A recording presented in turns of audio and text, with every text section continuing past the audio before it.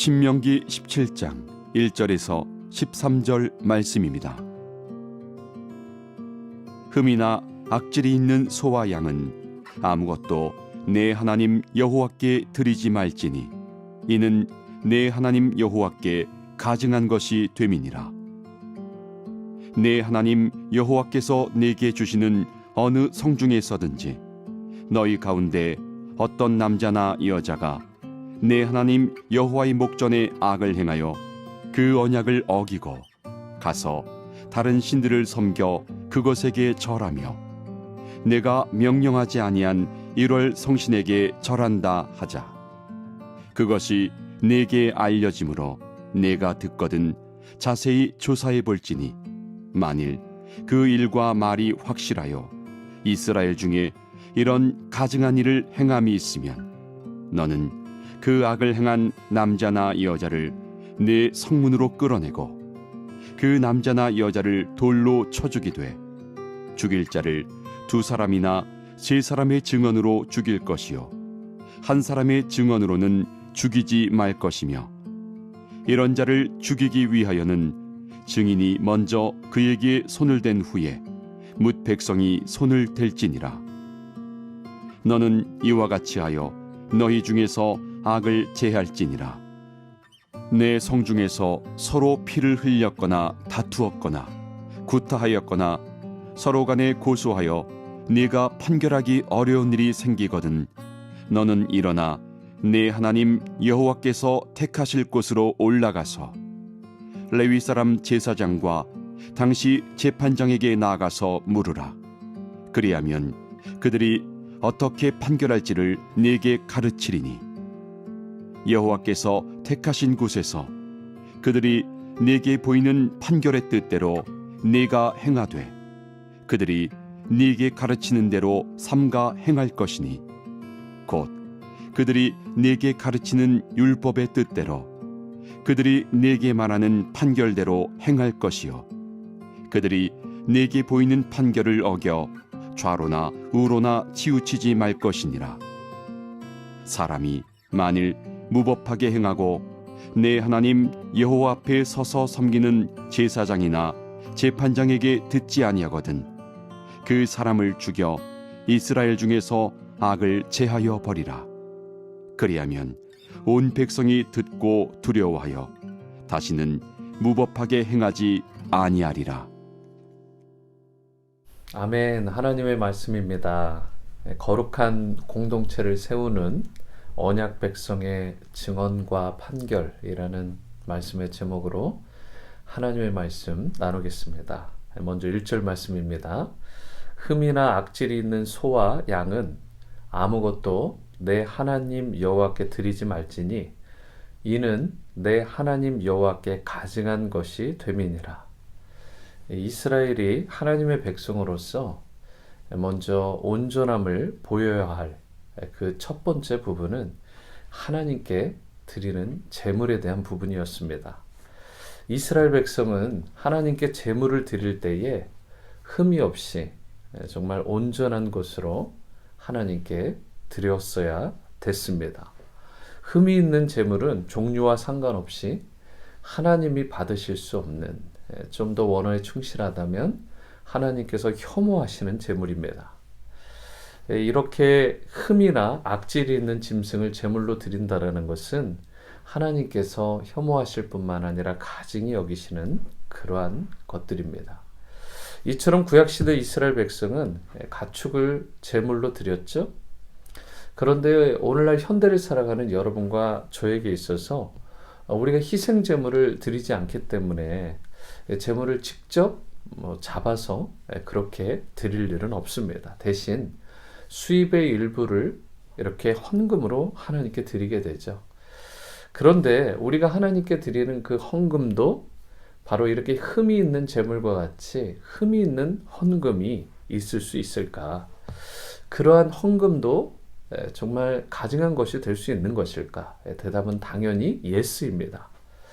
우리가 하나님께 드리는 이 헌금도 우리의 마음과 이 삶의 그런 결들이 이렇게 담겨지게 되는 것인데 마음의 중심이 잘 담겨지게 되게 되어 있는데 그 마음의 중심이 하나님 앞에 합하지 않은 상태에서 드려지는 예물, 그러한 예물을 하나님께서 기뻐 받으실 수가 없는 것이죠. 또한 만약에 불의한 방법과 부정한 행위로 얻은 수입에서 하나님께 헌금을 드린다면 어떻게 되겠습니까? 조직폭력배, 그리고 여러 가지 그런 음란한 일들을 통해서 얻게 되는 그것을 통해서 하나님께 헌금을 드린다. 좀 더 우리 피부에 와닿는 것은 어떤 사람이 건물에 투기를 하거나 사기를 치거나 도박으로 인해서 얻은 부를 마치 하나님이 주신 복이라고 그렇게 생각하고 말하면서 드린다면 어떻게 됐을까? 과연 그것을 흠이 없는 재물이라고 말할 수 있을까? 하나님께 드리는 예물은요, 언제나 거룩하고 또 의로운 방법으로 얻은 재물에서 정성껏 떼어 하나님께 드릴 때에 그 가치가 있는 것입니다. 하나님은 우리가 드리는 그 헌금의 액수 이전에 헌금을 드리는 우리의 마음과 삶을 받으시기 때문에 그렇습니다. 6절 말씀을 계속해서 보겠습니다. 죽일 자를 두 사람이나 세 사람의 증언으로 죽일 것이요 한 사람의 증언으로는 죽이지 말라고 말씀을 합니다. 우리의 온전한 행위는 하나님을 대할 때도 그와 같이 나와야 되지만 우리가 사람을 대할 때도 온전한 그런 행위가 나와야 됩니다.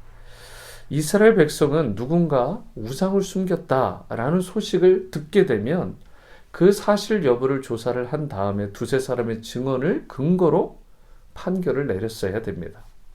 다른 사람을 판결하는 일에 정말 신중하고 또 신중해야 된다는 것을 그만큼 말씀하는 것입니다. 이 규정은요, 우리의 일상에서도 그대로 적용이 되는 것인데 그렇게 적용점에 있어서 중요한 교훈이 있습니다. 우리가 혹 공동체 안에서 누군가에 대한 루머, 안 좋은 소문을 들었을 때에 사실 여부를 알아보기보다는 그 소문을 그대로 믿어버리고 그냥 생각해버리고 누군가를 함부로 판단하는 경향이 있게 되죠. 그러나 대부분 그 소문은 막상 뚜껑을 열어보면 사실과 다르거나 그 사실에서 너무나 과장된, 과대포장된 그런 경우가 많다라는 것을 결국 알게 됩니다. 이런 소문들이 가다가 부풀려지는 그런 타이밍이 있게 된 거죠. 사실인 경우에도 여러분 당사자의 입장이 고려되지 아니하고 전혀 고려되지 않고 그 사람을 험담하고 그 사람에 대해서 루머를 계속해서 쏟아내는 경우가 많다라는 사실. 그렇기 때문에 어떤 소문이든 당사자의 입장과 상황을 우리가 정확히 파악한 후에 공정하게 판단하는 것이 중요한 것이라는 것입니다. 분명한 사실이 드러나지 않은 상태에서 함부로 누군가를 정죄하거나 그렇게 판단하는 일은 피해야 된다는 것입니다. 이것이 우리의 인격의 성숙과도 관련되어 있는 부분이죠. 잘못된 소문으로 인해서 혹 한 지체가 마음의 상처를 받게 되고 공동체로 인해서 아픔을, 억울하게 상처를 받게 되는 그 고통의 순간이 임하게 되면 결국은 영적인 의미로 또 정서적인 의미로 육체적인 의미로 공동체 전체를 죄로 오염시키는 그러한 일이 생기기 때문에 반드시 누군가가 억울함이 없도록 해야 된다는 것입니다. 마태복음 25장 40절에 그래서 이렇게 말씀을 하죠. 내가 진실로 너희에게 이르노니 너희가 여기 내 형제 중에 지극히 작은 자 하나에게 한 것이 곧 나에게 한 것이다.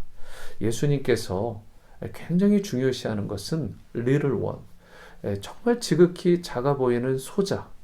어제 큐티 본문에 따르면 가난한 자, 그리고 힘이 없는 자, 연약한 자들, 이런 자들을 예수님께서는 마치 자신을 존중하듯 이 little one, 이 소자들을 아끼고 사랑하고 그렇게 대해야 된다라고 이야기를 합니다.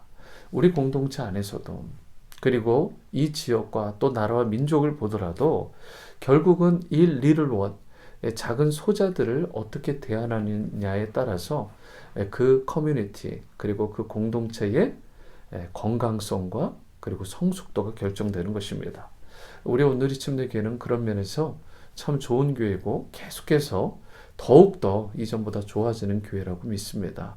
이 코로나 사태로 인해서 우리가 정말 훈련되어져야 되는 부분들은 입을 함구하고, 정말 어떤 루머가 있을 때 함구하고 하나님께 오히려 기도하고 공동체를 위해 그 연약한 자를 위해서 중보하는 그런 신앙의 성숙함과 따뜻한 배려, 예수님처럼 리틀 원, 작은 소자들을 우리가 사랑하고 배려하는 그런 따뜻한 공동체로 세우는 나 자신이 되어야 될 줄 믿습니다.